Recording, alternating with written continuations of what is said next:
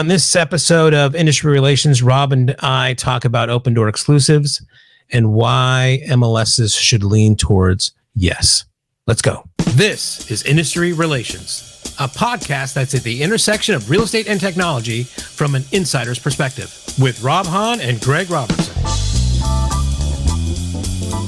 Hello, everybody, and welcome to another episode of Industry Relations with Rob and Greg. This is, of course, your co-host, the Notorious Rob.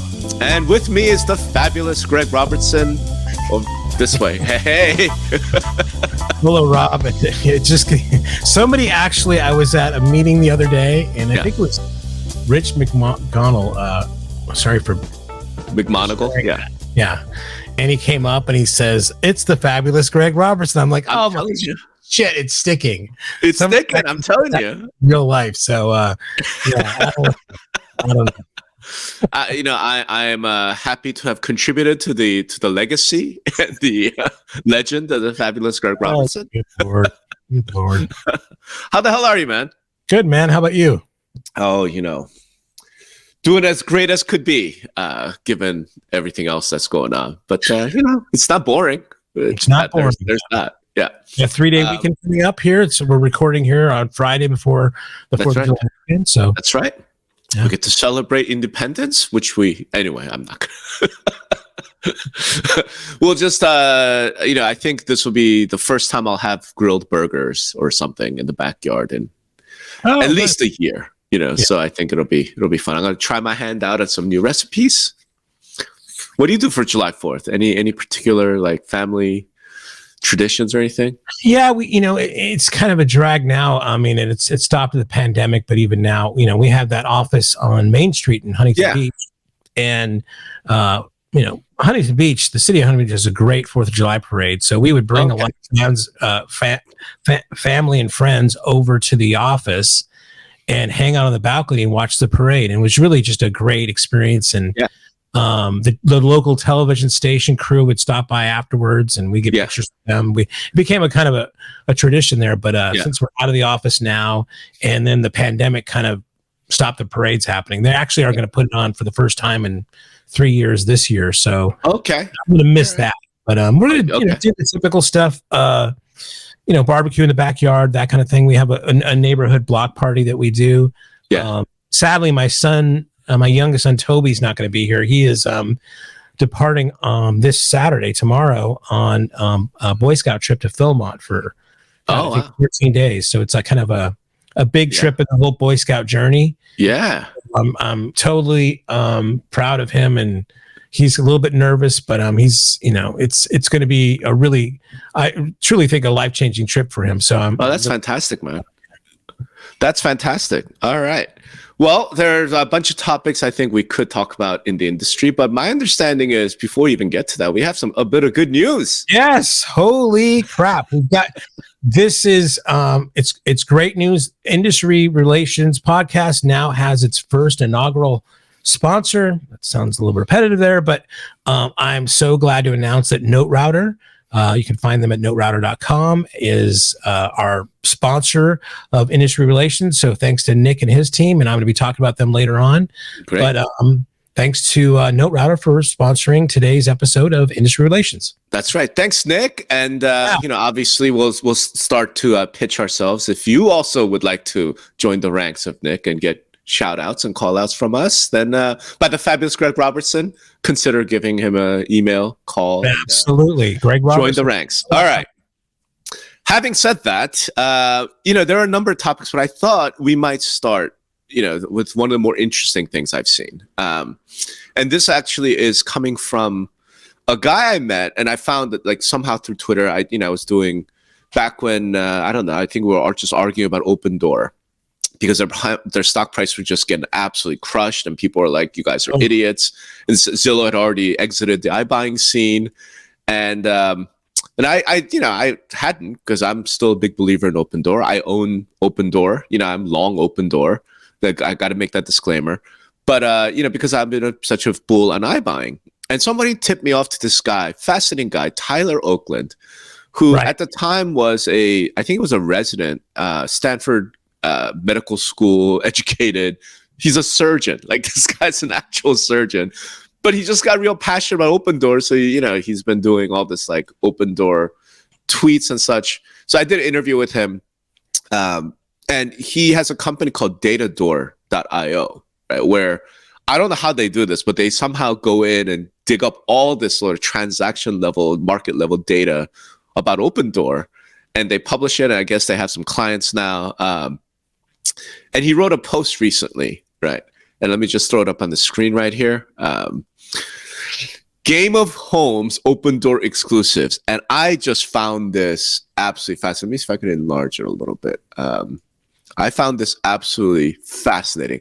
I don't know if you read the story. It's a long article, but I haven't, not yet. No. Yeah, but I would say just go and Google, Datadoor, Opendoor, Game of Homes, and you'll find this. And I think by the time this airs, I'll have written up. I had some few thoughts about it, but we'll chat about it as well. It's fascinating, man. This guy, just really went into it. So let's see. Really went into the history, like he really found out. He's been tracking, researching for months and tracking progress of the Datadoor engine. And then he finally had a bunch of things about it.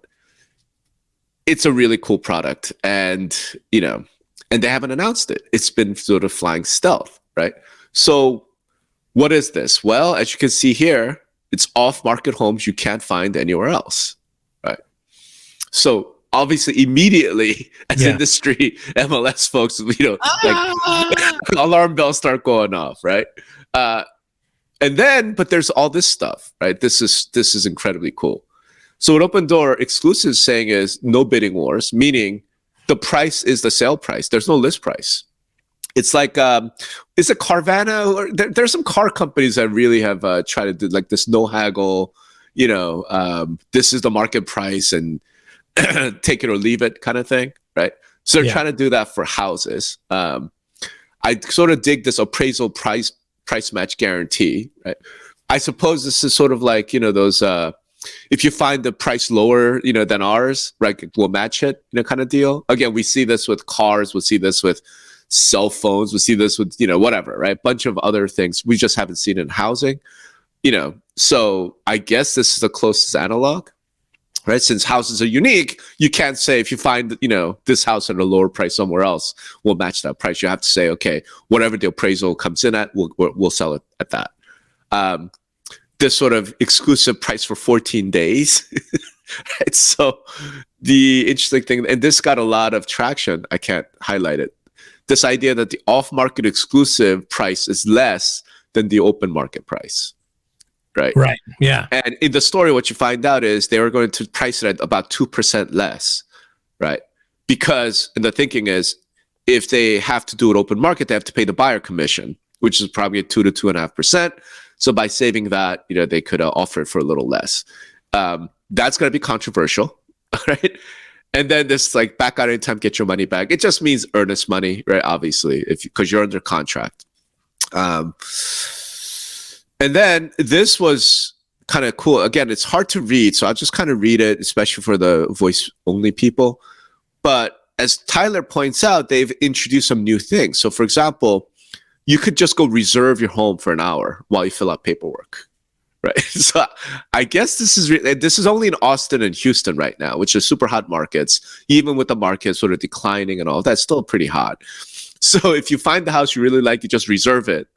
Right, and then you have an hour to go fill out the paperwork, right? And then after that hour, it's buying like plane tickets, right? So you can, I guess, yeah, because obviously with homes there's a little bit more, and during that hour you can just go fill out the standard TREC form, the Texas real estate form, and then they'll email the contract, the blah blah blah.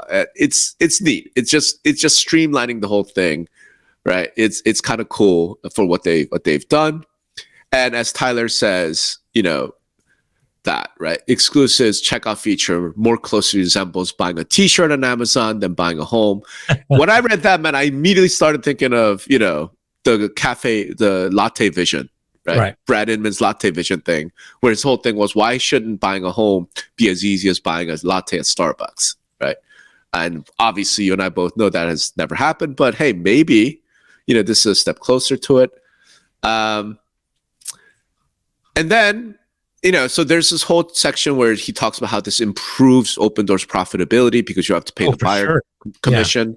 Plus, the attachment rates on these kind of purchases have got to be way better than the normal kind of attachment rates you're getting on other kind of services. I mean, you would think, but he didn't get into attachment rates, and that's obviously the other big thing that comes to mind. But it's statements like this that are like, whoa, really? That the commission that Opendoor has to pay to buyer agents is 50 to 75% of their margin. Oh, sure. Just by eliminating that, it's going to improve their margins dramatically. And again, because Tyler's not an agent, he's just a doctor. He's a medical doctor who likes Opendoor. He can make statements like this, right? There's some debate as to whether this is true or not, because if you're decreasing the price of the home, aren't you just shifting from one place to the other? Yeah. That was an argument that was going on Twitter. But still, it's interesting. And then finally, before we sort of dive in, is this piece, right? So what I wrote really delves into this third marketplace thing and why I don't think Opendoor is going to go down this road. But, what Tyler's thinking is once you have Opendoor exclusives, this can be sort of the starting point for what is effectively a third-party marketplace where sellers, instead of selling to Opendoor, they would just go on Opendoor platform and just put their house up using the exact same mechanisms. So think of it like Amazon. Oh, right on. Amazon Marketplace, where you're a small retailer, you just go and pay Amazon a bunch of money, and then Amazon will do the payment, the fulfillment, all of that for you. So there's some contractual thing that when a FSBO, right? When a FSBO essentially. They just agree to these terms that if you're going to join this marketplace, Opendoor basically has power of attorney in a sense. Effectively, I think it's a way to think about it. And again, like Tyler hasn't said this is what it does. He's speculating, right? Saying he thinks that Opendoor exclusives could open the door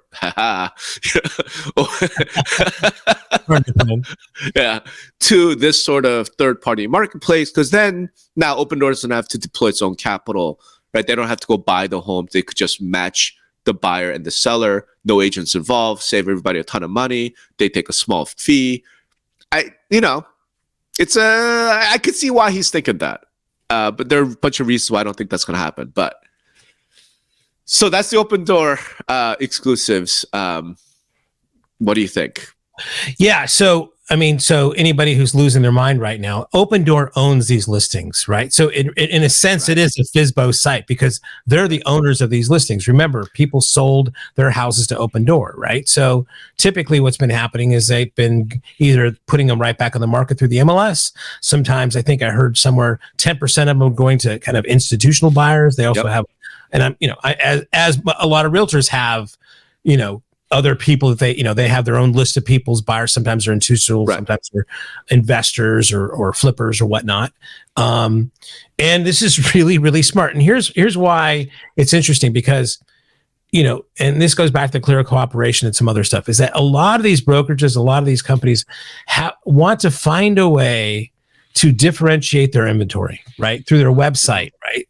And, that can be, if you're on Compass, they're going to do a bit more for those listings. If you're on, any sort of sites back in the day, and they would kind of you could highlight your listings with, flaming logos and different color frames or something, or it bubbling up. This differentiation of inventory on websites, real estate websites, has been around a while, but it never really seems to stick or last, right? Because people don't want to screw with the search experience. This, to me, because they own the listings, is really, they can do anything they want, right? And that's pretty much part about it, right? So and then by owning everything, there is definitely things to, modularity, right? Where you're taking this and this and this and this.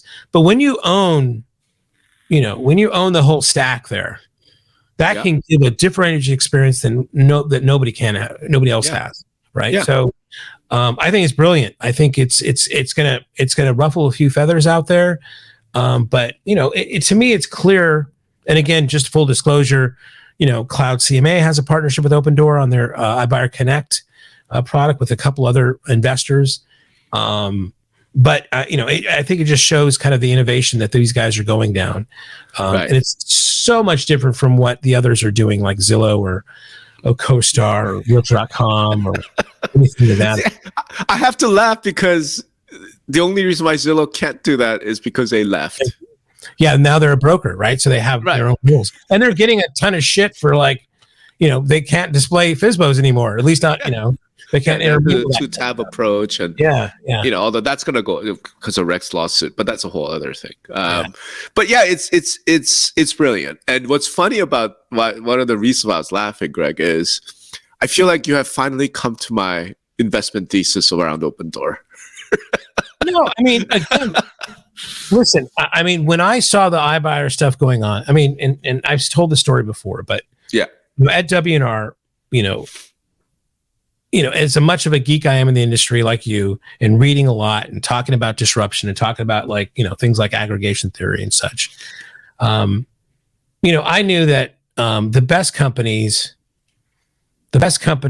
disrupt themselves, right? Mm-hmm. Right. So I had an initiative inside the company of I almost wanted to make T-shirts, kill the CMA, right? Because if we don't kill the CMA, somebody else is going to do it. It might as well be us. Right. So for me, what that was the kind of, and this is really, and when I say me, it's always Dan and I, but to us, what this is like, okay, well, how do you kill the CMA, right? Well, you make it better, you do all that. Screw that. We just want to go really outside the box. The way you kill a CMA is you go to listing presentation with an offer. Right. You don't need to do a CMA. I have an offer for you. Take this house, right? And when I connected the dots of that instant offer and a CMA where I put an address in and I can get an instant offer, and any agent in the country can now show up to a listing presentation with, a great looking CMA, but also, what else I got? Right.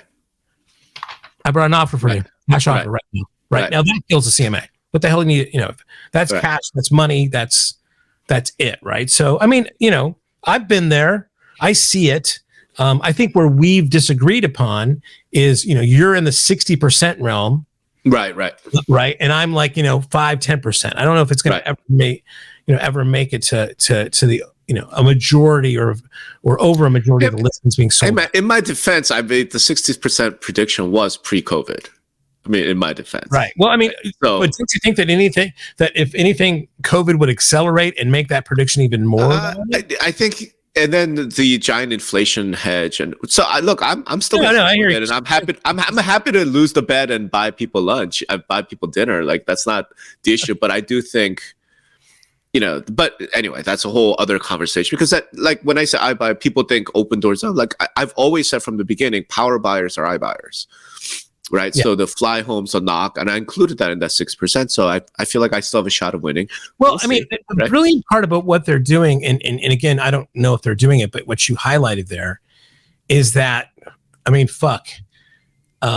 if they actually can open this up to a marketplace where anybody can put their homes up there, that means that, because you automatically think, well, they're going to be limited because not everybody's going to sell their house to Opendoor, right? Right.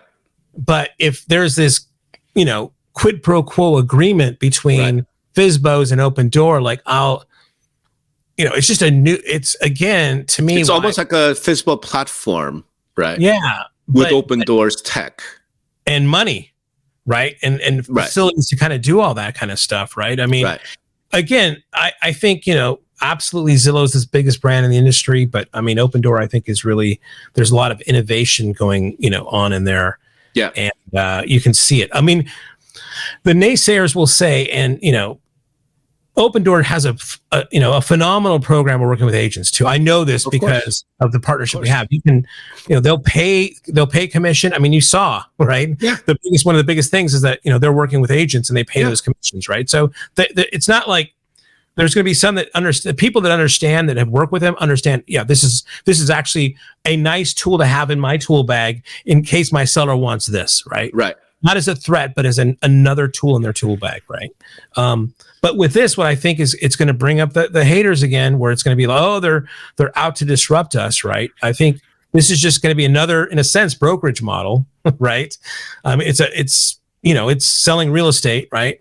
But it's going to bring out a lot of, I think, a lot of a lot of people to go who are going to start saying, oh, they're out to disrupt real estate agents and, blah, blah, blah, blah. Right. So we'll find out. The thing is, so maybe I'm going to sound a little bit too much like an Opendoor shill, an Opendoor defender, but what can I say? I'm long open, and I'm a huge believer in iBuyer.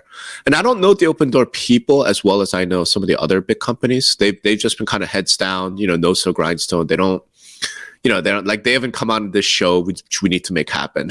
Right? Like, maybe after this, they'll be like, hey, let us come on Investor Relations after our earnings call, because I think that's coming up, and explain kind of what we're doing. I mean, I think that'd be awesome. But having said that, I do think Opendoor might be one of those cases where the industry's paranoia sometimes makes it hard, I think, for brokers and agents to kind of distinguish, right? Like, see the details, right, that matter, right? So here's what I mean by that. When I think about this office exclusive program, this office Opendoor exclusives program, but it's funny you said office exclusive. I know, right? I know. Is a really an evolution of that kind of whole thing right there. I mean, it's potentially, but this is what I mean. Like, if you look at Opendoor from its very start, right? So when Opendoor first launched in 2014, I remember writing this post saying, look, forest for the trees, you realtors are completely missing the boat. This is not Opendoor trying to take the real estate commission. This is a mortgage play. I've said that from day one of this, right? And Opendoor, for its entire history of existence, they have never once blinked or balked at paying the commission. I mean, I've never heard anyone ever mention Opendoor's trying to squeeze my commission, they're trying to screw me. I've never heard that. Hey, everybody. I'm so excited to announce our inaugural sponsor of the Industry Relations podcast, NoteRouter. NoteRouter was launched back in 2018 by Nick Goff, and they had the mission of reconnecting real estate. NoteRouter is an all-in-one email and texting platform designed exclusively for real estate. NoteRouter syncs with your membership database to make communicating with your members easier and more effective. Believe me, your staff is going to love you for this. If you're an association or MLS and you want to do a better job with communicating with members, really look no further. They've just launched a brand new website. It looks fantastic, by the way. I'll put the URL in the show notes. It's NoteRouter.com. Go there, take a look. You'll find everything you need. Once again, thank you, Nick. Thank you to everybody at NoteRouter for sponsoring the Industry Relations podcast. Rob and I truly appreciate your support. What you've heard in the past was they're giving, the offers are shit. They're really cheap. Right. That's a long time ago, right? So these things are market value offers, yeah. Right. Even then, like, even if the offer is shit or it's more expensive, and you're like, that's speculation in a way, right? Like, there's never been a real concerted study or an effort. Maybe now with their history, we'll see some economists do that. But the point is this: it's always been a mortgage play, number one, and number two. I really think industry has a tough time wrapping their head around the idea that you have people, entrepreneurs, who want to do something, not to make money, but to change the world, right? And I think Opendoor is the perfect example of that. Like, Keith Robois, like Eric Wu, these people were already rich. They were already rich in ways that most of us can't even imagine. They didn't need to do Opendoor to become rich. Right. And I genuinely think that people in our industry have a tough time wrapping our head around this idea that there are entrepreneurs who want to do something to change the world, not to make money. Along the way of trying to change the world, they would like to figure out a business model so that they could continue to sustain it. So if you look at the Opendoor's sort of the sell side proposition, look, we're going to come in, we're going to write you this big check. You're right. They're trying to pay market. They're not flippers. They're not investors are not trying to get a 20-30% discount off of market value. They're trying to buy it for market, do a little bit of fix up, and then try and sell it for market, right? And they're hoping to make 200 basis points, right? Which barely pays for their new paint and new carpet and whatever else, right? And I think because the industry is so cynical and so paranoid, they have never sort of accepted the Opendoor's not looking to screw anybody. They're just trying to change the transaction, which is broken, right? So that's on the sell side. To me, when I look at Opendoor exclusive, they're taking the exact same principles and trying to apply to the buy side, right? So what are the principles? Opendoor's principles have always been it's speed, right? It's way faster. Convenience. It's convenient, right? And it's certain, the certainty, right? So they're trying to say, okay, how do we make that on the buy side? And you look at this list. Let's throw it up again. Look at this, like this, right? Certainty, goodbye to bidding wars. That's just certainty. They're not saying we're going to be cheaper, but they're just saying certain. Appraisal price match guarantee. Like, look, we're not trying to screw you over, right? Exclusive 14 days and get at any time. And certainty, right? Yeah. It's certainty and convenience. And, it's not about disintermediating agents. So here's why I think I think this could actually end up working out. Because I've never once heard Opendoor, and the people I know at Opendoor, they're like people who have been Realtor Association presidents for 20 years, right? Right. And Opendoor's never had this thing. Like, you don't ever see, Eric Wu going on some TV show saying, we're going to distribute the agent and the industry's fucked up. You never hear any of that. Yeah, I mean, but there is this undertone thing that almost to me kind of matches the whole Uber thing, right? Mm-hmm. And I don't think we'll ever hear this from Eric or anybody over there. But remember that quote that they always had with Travis over at Uber, like, man, if the drivers weren't here, this business would be beautiful. Sure. Right? And there's a touch of that. I don't think they actively have said that, but I mean, you look at the model, you look at those margins, right? And there is a component, man. Sure. If these commissions weren't this way, this model would be beautiful. Now, again, this model does not have to overtake real estate. This could be, like another type of that does 10% of the listings out there. There's going to be choices out there. Some people are going to take this choice, right? Some consumers are going to take, and some are not. Some want the full. Me, I would probably want to do a full service kind of situation, right? But I mean, this is going to be there for somebody. The argument is, how many and how efficient, and how much of that dollar they can keep, right? So, yeah. So I'd say that's my point. I don't even think it's that. And to me, I saw this, that 2% less. Right. We're going to sell it during the exclusive period for 2% less than market price. Yeah. I actually saw that as, and again, maybe I'm completely crazy and I'm smoking crack and, I bought into the hype. I think our viewers want to know what's in the vape. So that's exactly right. I actually think this might be to allow the buyer to pay the agent directly. In other words, think about it, especially now, a lot of real estate agents sign these exclusive buyer agency agreements, right?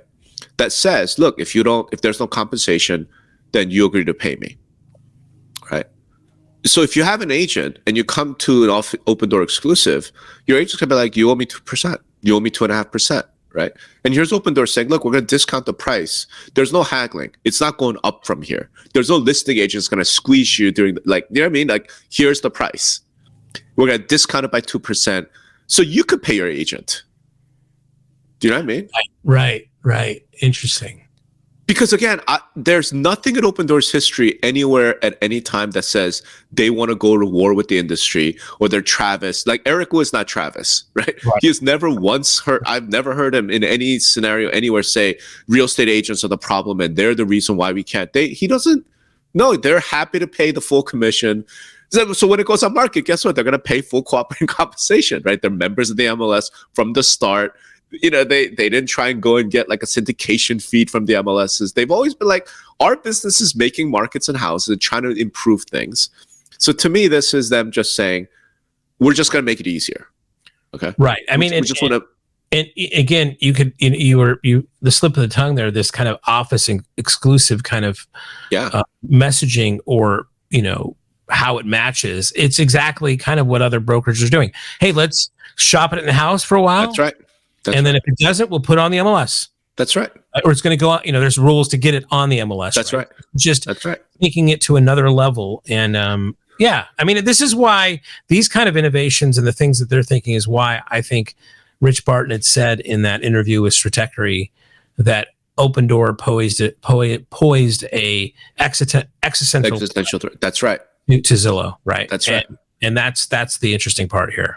Right. So the question becomes, so there are several questions here. Number one, as I wrote in my article, why did Opendoor feel like they had to do this as an exclusive?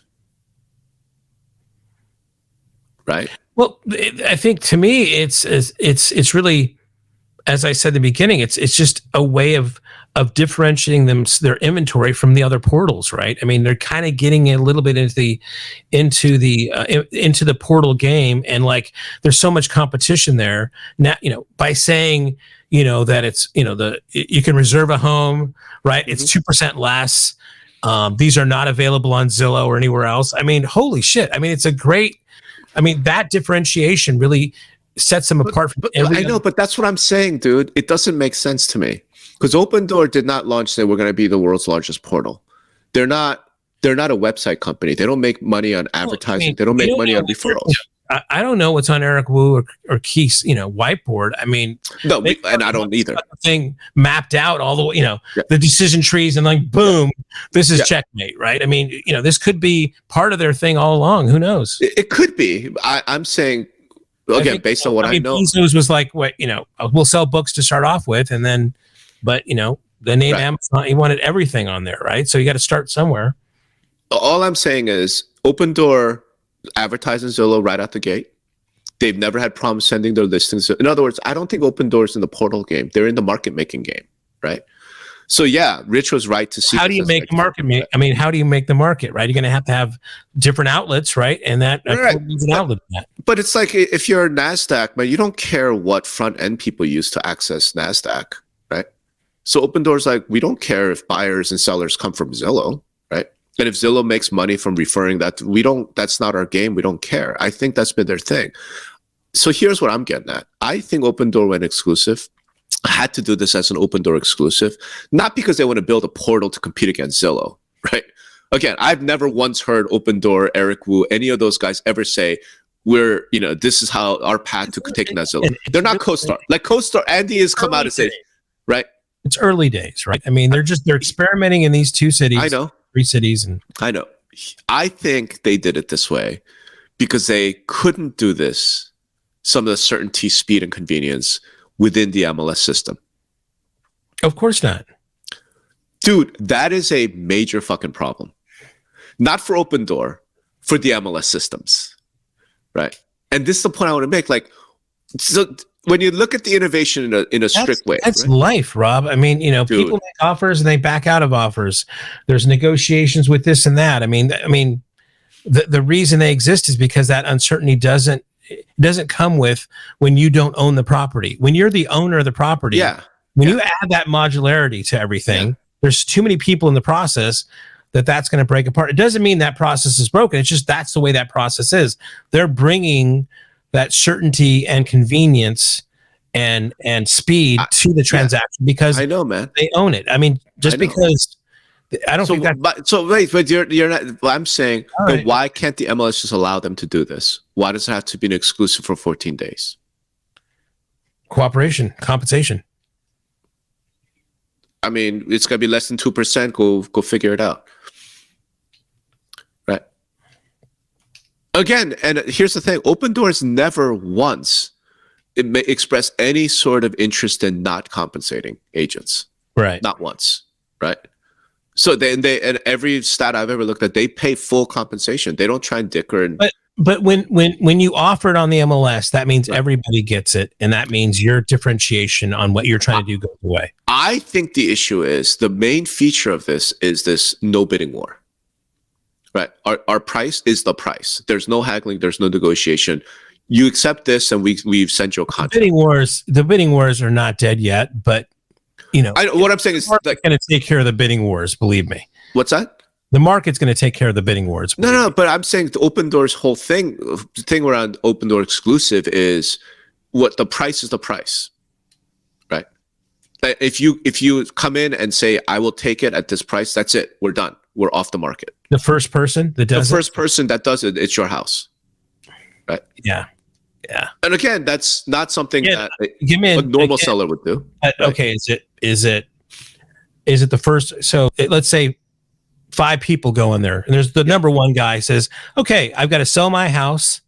I'm going to do a 30 conventional. I got to get it pre-approved on that. I got to get approved on that. Yep. And blah, blah, blah. Next guy who's asking it is all cash. Yep. Right? The next guy is, just because you're the first person doesn't mean, with contingencies or anything else. Yeah. That's not the way real life works. That's in the traditional world. My point is Opendoor exclusive. Otherwise, why do you have this reserved for 1 hour? Well, I'm talking about implementing this on an MLS. Right. So right. But I'm saying what Opendoor wants to do here is to make the purchase process as convenient as the sale process if you sell to Opendoor. Right. Right. The only way you can do that is we don't care what your conventional FHA, we don't care. Are you the person that came in and hit the button and said reserve? It's your house. Right. So dude, that's hold on. That's innovative as fuck. And my question is, why couldn't Opendoor do this within the system? Okay. So yeah. Wow. So I can't believe I'm going to be saying this because I've talked to a lot of companies and their whole thing is like, starting a portal. And I'm like, dude, that's land war in Asia, right? That is the most difficult thing to do. You've got Zillow to deal with and everything else. Okay. Now I'm going to retract that statement right now for this because, because if Opendoor has a choice of changing the fucking MLS industry or launching a portal, motherfucker, run to launching a portal. Okay. So launching a portal is land war in Asia. This is like the MLS is like going to Russian war in winter. This is like building an engine that goes light speed. It's just it's exponentially higher, man. I don't disagree with you. I think I was making a different point. My thing. I think what you're getting to is like these ideas that this is bringing up are really interesting. And could there be something within our own organized real estate system, MLS, whatever, that the idea we could take some of these ideas and implement? To me, I remember back in the day, Prudential used to have this like value range pricing, right? They didn't give everything a price. That was their whole marketing campaign, and they fought tooth and nail with the industry to, on the MLS to do the value range, a value range field. There might be some MLSs that still have it. Right now, Picasso, right? Fighting to get, MLSs to adopt this fractional ownership stuff, right? So there's, different things that we're trying to get in here. These, the value range pricing didn't last that long, so that can't weigh the dodo. I think fractional ownership is here to stay, so we'll still see how MLSs react to this. But this, so maybe there's not all the kind of bells and whistles here, but maybe there's some bits and pieces that the industry can kind of take from here. And I love that this is why this partnership works so often, because you always take the optimistic glass half full. My point is, like, you're right, the industry could adapt it, right? Could and should. Point is that they didn't. Right? Forcing Opendoor to do this as a 14-day exclusive. Right? Because, and again, I don't know the stories, right? From the lens that you're looking at, that's how it went down. I don't think in a way they weren't. The industry wasn't forcing Opendoor to do anything. Come on. You just told me Opendoor could not do this program because of cooperation compensation and MLS rules. Right. So the question to be asked is this: I don't think Opendoor looked at that as being forced to do something. I look at it as Opendoor looking at it as most companies trying to innovate as an opportunity.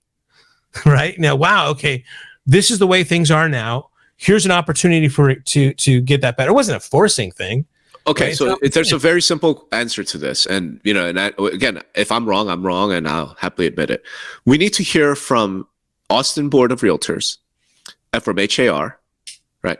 Did Opendoor come to you with this proposal? This is what we want to do. Will you let us do it? No, of course they didn't. Do we know that? I don't know that, but why would they? They can do anything they want. Because again, Opendoor is not into disrupting anything other than the transaction itself, right? Yeah, the way you're kind of positing that, and we talked about this before, where this is more the kind of ICE conversation we have with Black Knight, where this is Opendoor is starting to look more like a fintech than really a prop tech, right? In a sense, right? In a sense. Right. So I don't know. I mean, we could talk to Renee or Emily or Stan or somebody over there, but I doubt it. But because that's really pivotal. And if they didn't, why didn't they? In other words, think about Picasso, what you just said, right? Picasso's been lobbying MLSs for how long now to allow fractional ownership? It's what? I mean, they've been only around for like 2 years, so really it's not been a long time. But not MLS years. This is Spencer and that whole crew. Like, they know the MLS space really, really well, right? Deep relationships. And they're still not getting... My point is this, right? And I say this because I've been in the board meetings, as have you, right?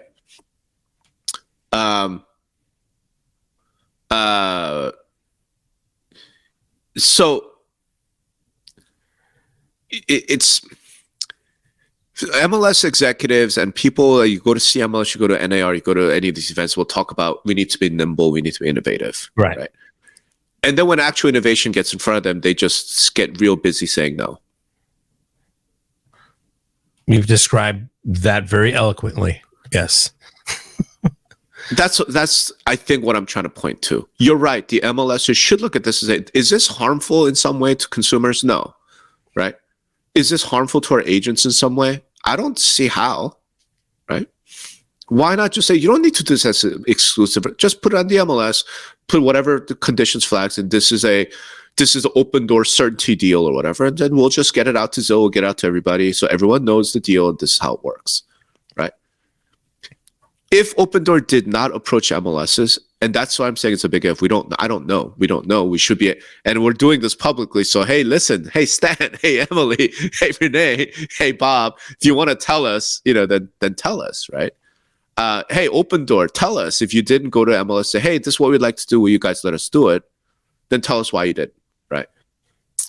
That's what I'm getting at. So it's more again. So being a vendor, right? I've got this idea of making MLS search better, and I'm going to make this product to do that. I mean, I'm already paranoid enough, right? Where I don't want my competitors or anybody else to know kind of this innovations we're working on. I mean, you could give. There would be that's just one reason why. That I wouldn't go to say, hey, I've got this great idea. Do you want to do this on the MLS? Right.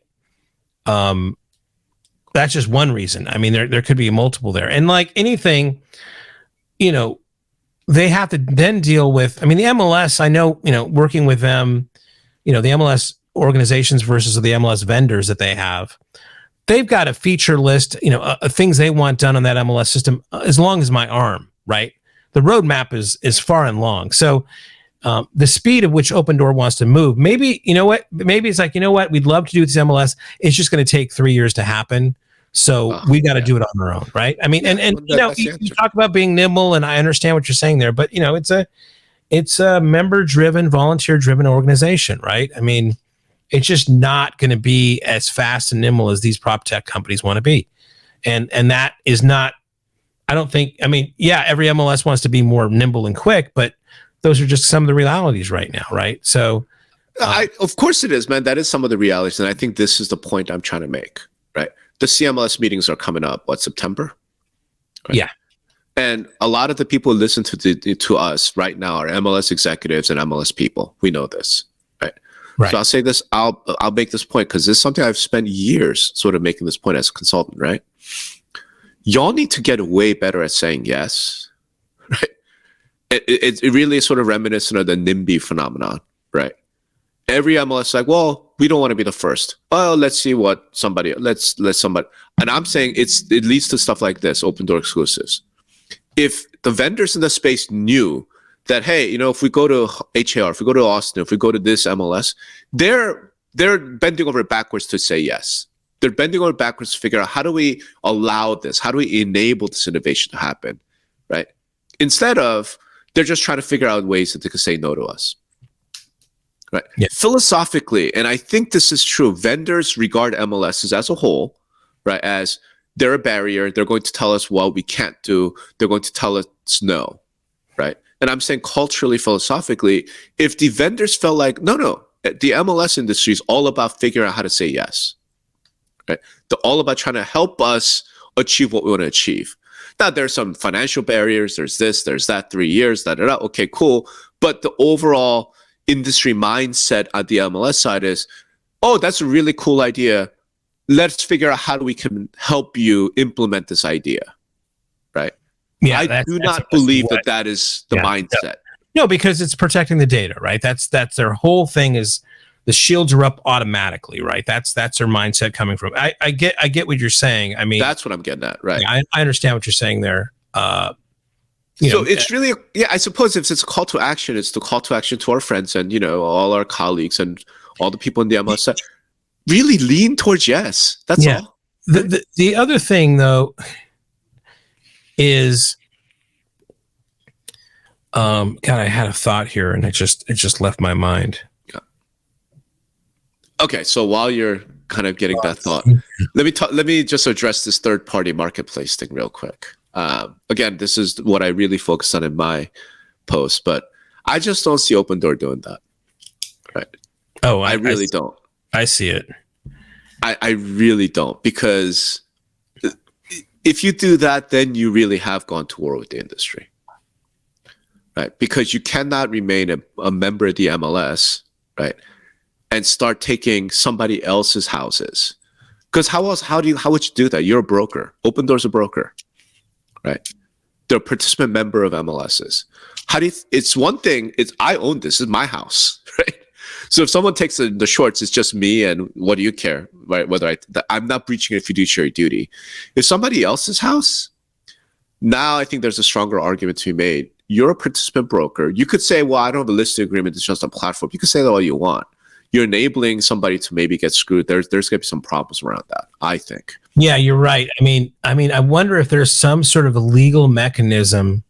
I kind of said power of attorney, but where you could pass that smell test to say, well, legally I am the owner, even though you haven't transacted cash or something, right?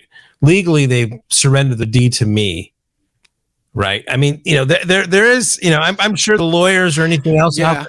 You're right. They would catch a lot of shit for that. Because remember that 1 hour reservation and there's no haggling?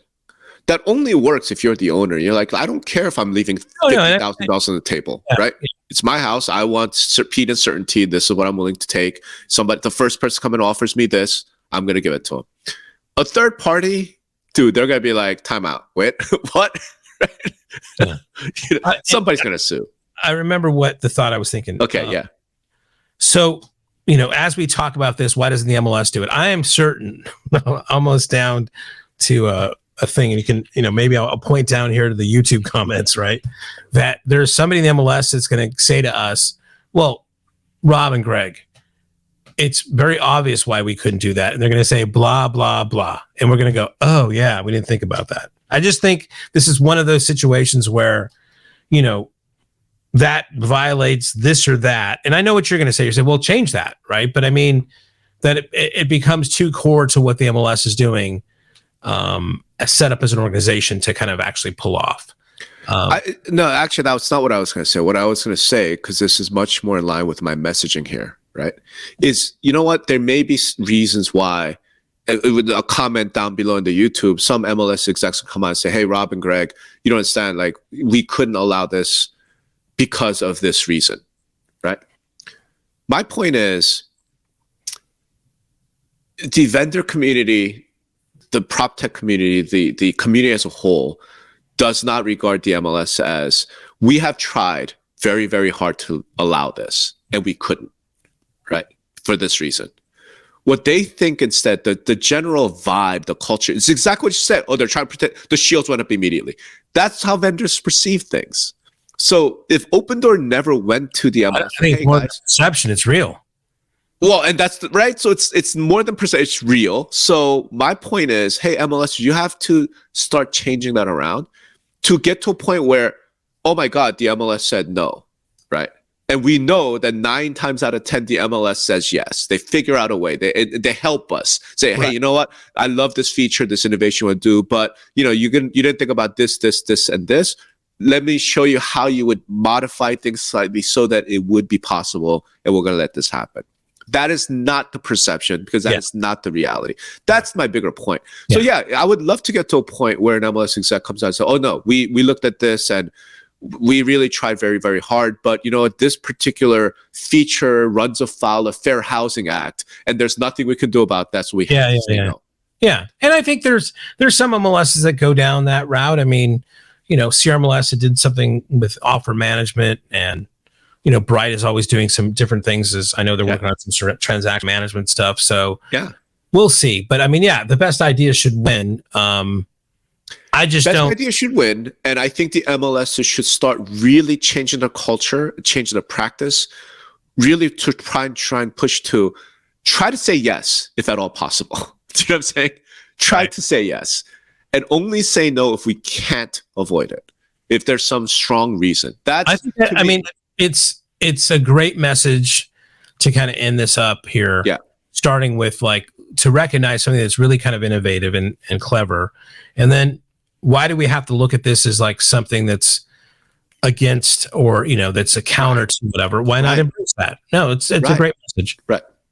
So, all right, I guess, you know, let's just wrap there, because you know, what more could we say? Please, MLS people, start leaning towards yes. You know? Oh man! All right, dude. Well, another fabulous one, because how the hell how does 50 minutes go by that fast? Right? It's just crazy. We're you know, like I said, we should do this live some point in front of the stage. I think that'd be fun. We got to figure out how to make that happen, because it's fun. And could you imagine how much more fun this if we had other people like in the comment? We could go 2-3 hours probably, you know? Yeah. Wow. Yeah. Well, I don't know about that. I need a drink in my hand for sure for that. Oh, no, of course. We would have to combine that with drinking. Like, dude, Joe Rogan smokes pot on his shows. Like, we could at least drink, you know. Something.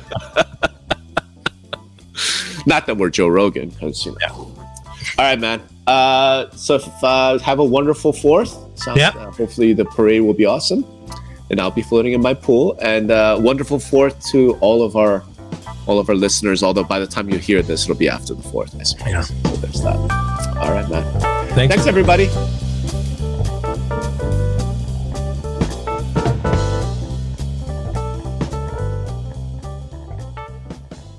I'm so excited to announce our inaugural sponsor of Industry Relations Podcast, NoteRouter. NoteRouter was launched back in 2018 by Nick Goff with the mission of reconnecting real estate. NoteRouter is an all-in-one email and texting platform designed exclusively for real estate.